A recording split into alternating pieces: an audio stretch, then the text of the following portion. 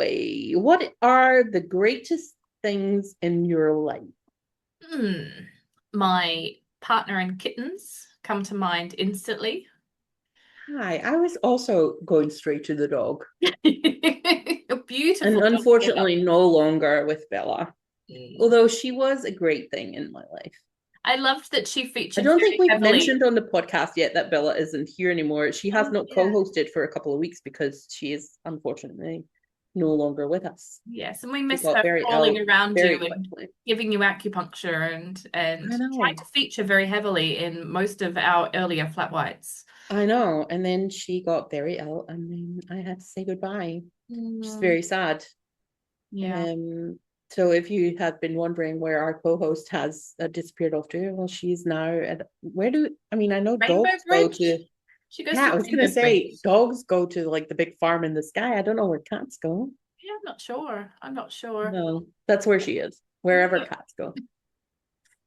Yeah, I mean, this is one of those questions where I instantly think of Chris and my two cat boys.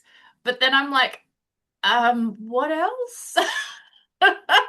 But I think also the great this is I don't like sort of putting it on like, oh, this is the number one spot, and because all of there's so many great things, and they all have their own specific importance, Mm, right? Like, and I wouldn't say that Heba is more important than my friends, or mhm. that my friends are more important than Heba. They all hold, and even like among my friends, like they all have their own specific parts to play.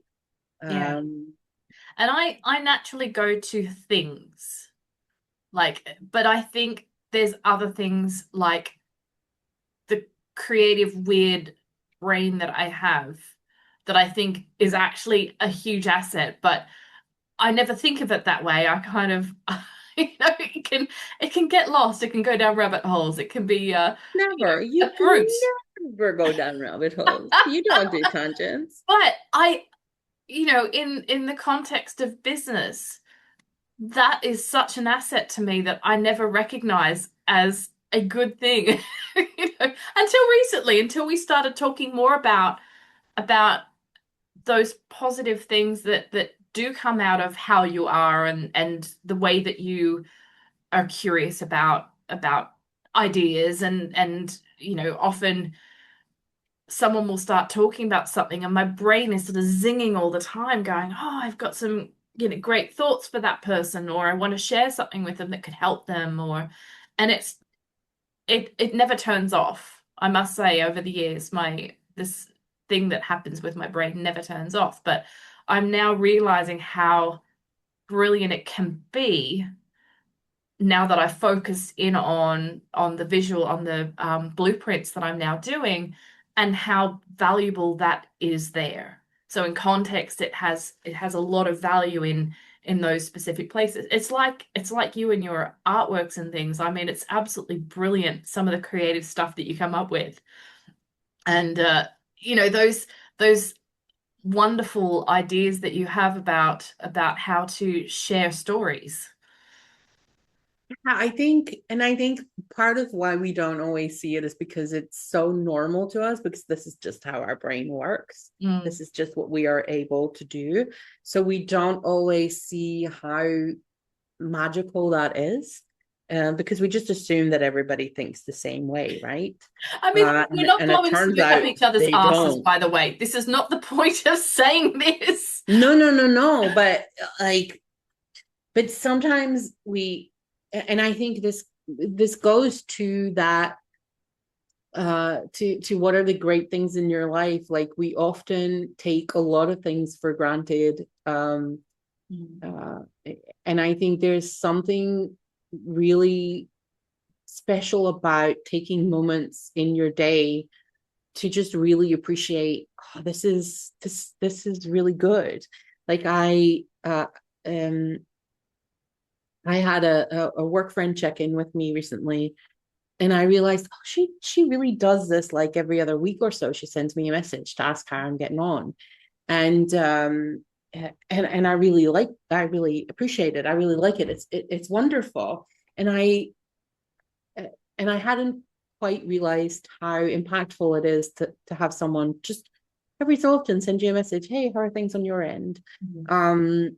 Uh, and and that's the smallest possible thing. There are, I really set an intention at the start of this year to express more often to the people around me how I appreciate them and all, but and what I appreciate about them, and it makes people feel really awkward. It's fun. Um, but also the feedback that I get a lot are people are going like, oh, but it's nothing, right? Like because we show up for the people around us and we do it in ways that often are so specific to us that they don't necessarily take up a lot of bandwidth, Yeah. but it can be so impactful and important to the other person to just to be able to have that conversation or to have that check-in or to receive that message, to get an invitation to have a cup of coffee, or to all of these sort of little ways that we can show up for people around us is I think we underestimate sometimes the impact we can have on people, because when we think about impact, we often think about big legacy type stuff. Yeah. Whereas sometimes when I'm really tired and I ask my neighbors, can you please walk my dog? And they say, yeah, of course, no problem. And then they come and pick up my dog and walk her, and I don't have to leave the house again just for that one night. It's the best. Yeah. And it is nothing, right? It doesn't even register on their end as them doing anything particularly, but it can be so helpful. And I think when we look at things that are happening in our lives or the things that are around us, and whether that is, oh my God, my bed is so comfortable, or the cat is fantastic, or all of these little things that are in and around our house and our lives, when we can sometimes just look at them and go like, this is great. Yeah. Fantastic.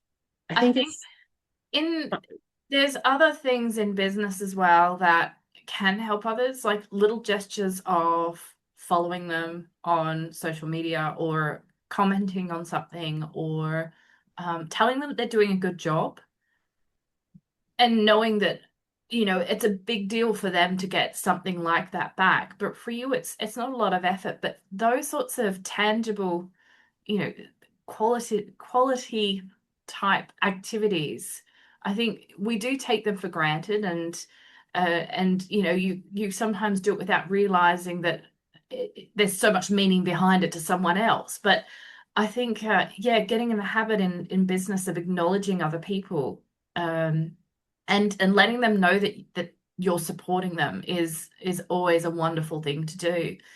And often, I mean, I'm very guilty of this. When you when you ask what are the greatest things, I automatically went to, well, I love the car. You know, my microphone's pretty cool. We tend to put it on things around us that make us happy. And the car's going to go. We don't I own mean, it, you we lease it, you know, but you often talk about the massive positive impact that air conditioning has had on your life. and still having at this point. But yeah, and it's, I mean, you sort of hear about kids that they get so attached to their phones and iPods and whatever the things around them. But I think then when you think of pods, it brings music, and that is the reasoning behind loving something like that. It's not the thing itself, it's what it brings you. And so I think it's also about looking beyond sort of the basic things that you have and going, well, what do they give you? So Tony talks about music a lot in Mm. for his business, and he values it so much. We talk about children's books in context of business stories that can give someone some different context. And we value those stories so much from, because we both know one of the books that he talks about, and I love that story, the concepts behind it. And I think that's also where we sometimes forget how influential this sort of stuff is. But I've been listening to Bill Nye's uh is it Ill-Advised? I don't think I've got the name right, but it's fantastic because people send Bill questions, and then he gives you an honest answer. I mean, he was talking about, someone asked him what type of men's white shirts he recommends.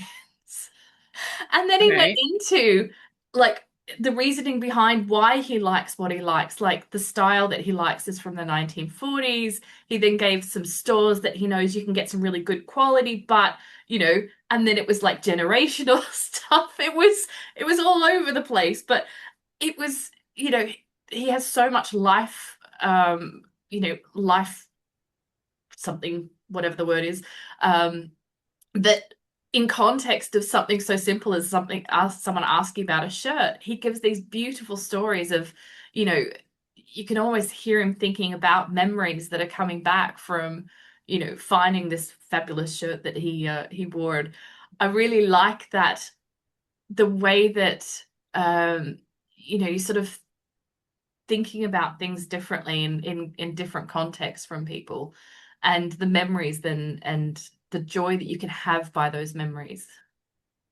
Yeah. Yeah, I think it's all about sort of taking, I think a lot of it is about taking that moment to think about what you appreciate about the people around you, the things around you. And like you say, like what is the, because I could say like, yeah, I quite like my phone, but I mean, mostly what I like about it, like you say, is I listen to music on it a lot. Mhm. And I love that. I love my noise canceling headphones, but mostly I like them because so much work has been going on around the building, and I get to not hear that stuff. I get to just listen to my music. And music to me is also a very important part of my life, right? Like, so, so I think sometimes just taking that step back and having a moment where you're like, actually, this is a really cool thing, or this is a really fun thing that is adding greatness to my life.